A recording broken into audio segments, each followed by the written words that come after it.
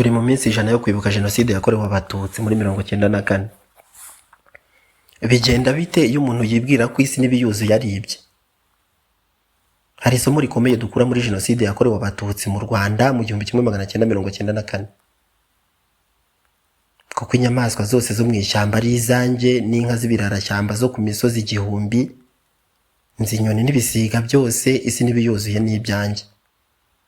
Iyaba ngira inzara sinakubwira kuko isi n'ibiyuzuye ari ibyanjye.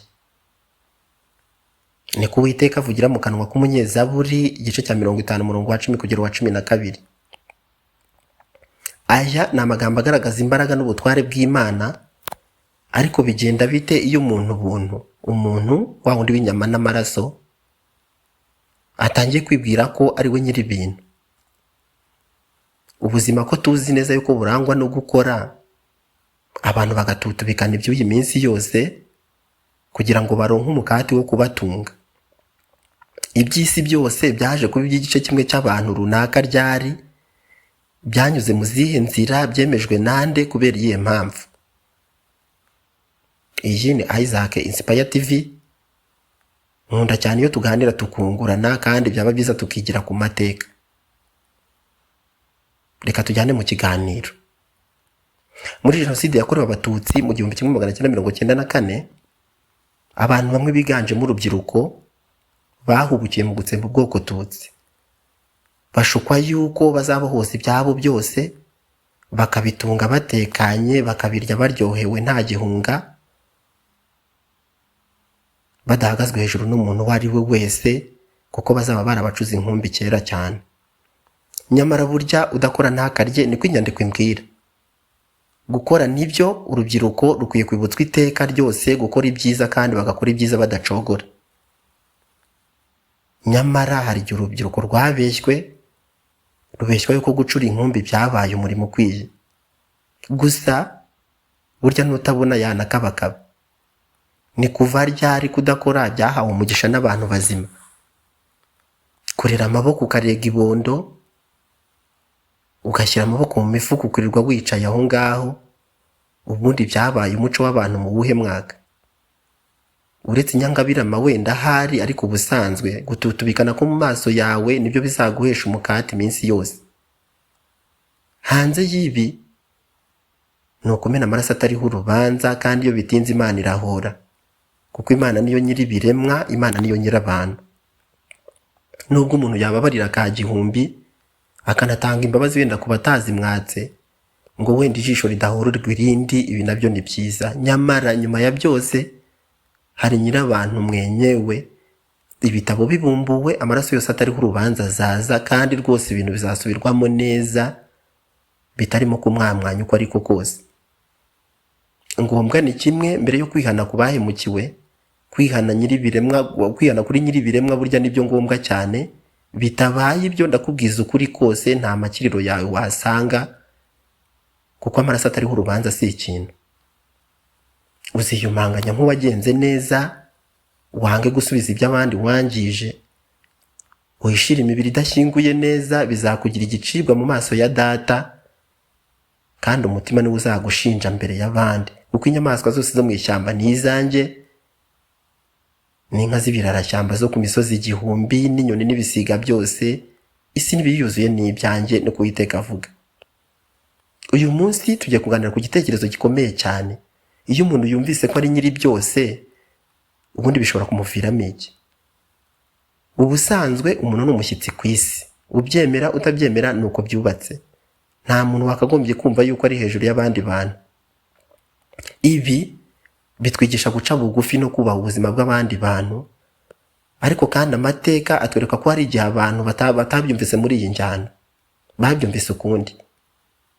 Iyo umuntu yibeshye yuko ari hejuru y'abandi bantu, mu mateka y'u Rwanda dufite urugero mu 1994. Hari ingengabitekerezo mbi cyane yagiye ikura buhoro buhoro. Hari abatangiraga kwigisha yuko hari abantu bafite uburenganzira ku gihugu kurusha abandi. Igice kimwe kikumva ko ari cyo kiri hejuru cyane. Hari amagambo yavugwaga agaragaza ko hari ba nyiri u Rwanda kurenza abandi, hanyuma abandi bagafatwa nk'abashyitsi gusa bari aho, baje baturutse ishyanga ahandi hantu, rimwe na rimwe wenda bakahahimba. Ibi byatumye bamwe batangira kumva yuko bafite uburenganzira bwo gutegeka wenda bwo gutegeka ubuzima bw'abandi, kandi ubwo ni bagenzi babo. Iyo umuntu rero yatangiye kwiyumva kuri nka nyiri ibintu byose muri iyi njyana, atangira urugendo rw'ubugome bushobora no kugeza kuri jenoside. Jenoside yakorewe Abatutsi, hari ingaruka z'icyo gitekerezo mu 1994. Isi yabonye ikintu kibi cyane kandi cyuzuye ubugome, ikintu giteye ubwoba. Abantu bishe bagenzi babo nabi cyane bazira uko bavutse wenda cyangwa se indeshyo.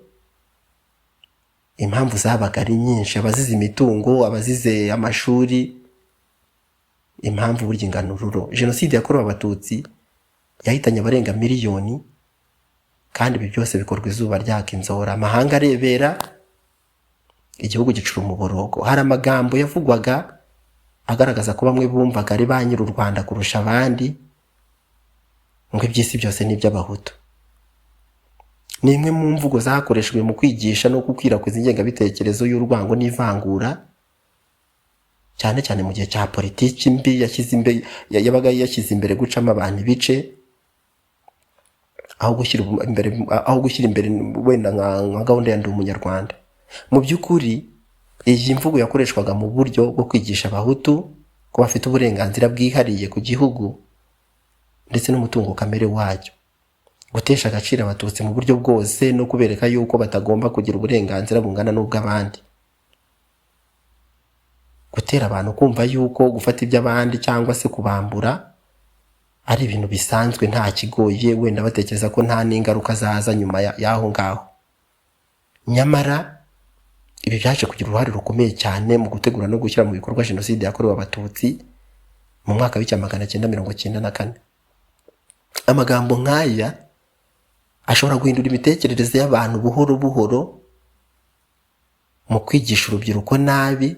Akenshi urubyiruko muri rusange rurangwa no guhubukira ibintu, kandi ibi bintu bishobora no kubyara ingaruka zikomeye cyane mu muryango mugari w'abantu. Ariyo mpamvu iyo abantu bigisha bagomba kwigisha bitonze, kugira ngo urubyiruko rutigishwa nabi rukazakora amahano nk'ayabaye muri uru Rwanda. Akamaro ko gutoza abana indangagaciro z'ubumuntu, uburinganire n'ubwubahane, ubundi ibi bintu biruta ibindi byose warata. Iyo umuntu yize nabi ko iby'isi ari ibye wenyine nta wundi, bituma yibagirwa yuko n'abandi bantu ari abantu kandi bafite uburenganzira bungana n'ubwe, cyangwa wenda ahubwo bunasumba ubwe. Kuko akenshi burya uburenganzira bwawe aho bugarukira niho bwa mugenzi wawe butangirira. Bivuze neza yuko mugenzi wawe ari hejuru yawe. Ushatse ibi bintu nabyo wajya ubizirikana, uburenganzira bwa mugenzi wawe buri hejuru y'ubwawe. Ibi byaturutse ku bitekerezo byari byaramaze igihe byubakwa, kwigisha abantu urwango, gutandukanya abantu nyamara bitakabaye, kumva yuko hari abafite agaciro kurusha abandi. Ibi bintu byageze ku mahana ateye ubwoba.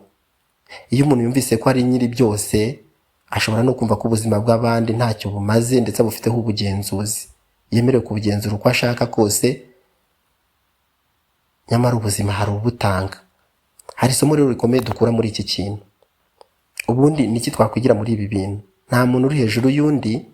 Isi ntabwo ari iy'umuntu umwe, ahubwo isi ni y'abantu bose, kuko uwabahanze niwe mugenga wabo. Twese turi ibisonga bya nyiri biremwa. Kubaha ubuzima bw'abandi ni inshingano ya buri wese. Kwirinda amagambo n'ibitekerezo by'urwango. Tugomba kwigisha urubyiruko rwacu ko twese turi abantu bangana, kandi twese dukwiye ibyiza. Nibyo, kuko u Rwanda rukwiye ibyiza. Isi n'ibiyuzuye ni iby'Imana, ntabwo ari iby'umuntu umwe runaka cyangwa itsinda runaka.